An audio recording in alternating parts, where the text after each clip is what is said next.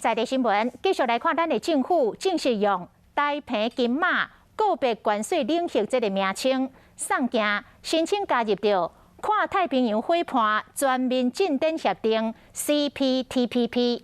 行政院讲，这是咱加入到世界贸易组织以来上界重要的经济贸易的行为。也毋过，中国嘛伫16号宣布讲，伊嘛申请来加入，这个时机点是真敏感。行政院经贸谈判的代表是讲，这甲中国无直接的关联。咱送出到这个申请了后，刷落来就要甲世界各国来做磋商谈判。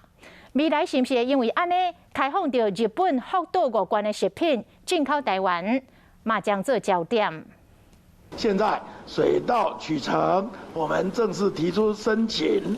伫 WTO 了后，经贸上重大进展，台湾正式交件申请加入跨太平洋伙伴全面进展协定。我们驻纽西兰的代表陈克明陈大使亲自送交到纽西兰的外交贸易部。CPTPP 的范围更较宽，包括电子商务、竞争政策、劳工环保等等。陈振中强调 ，CPTPP 未来会是引带国际规范的重要力量。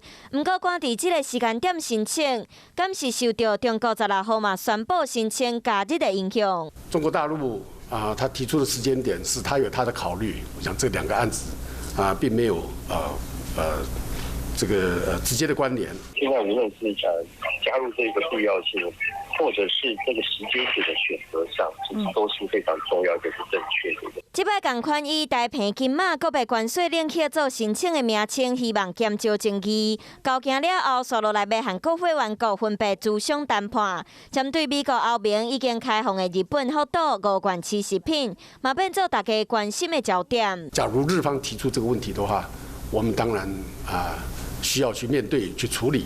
所有国家加入这些协定都有它困难的地方，因为有点像小孩啦，就是好处都要，坏处都不愿意付了。那我觉得我们就是要长大了。另外，相关可能受冲击的产业，包括农业、汽车零件等等。经济部农委会拢表示，已经有做完整的评估，嘛提出相关的配套和产业沟通。不过，要是就上新的状况继续检讨，而且完善各项手法，替加入 CPTPP 做好准备。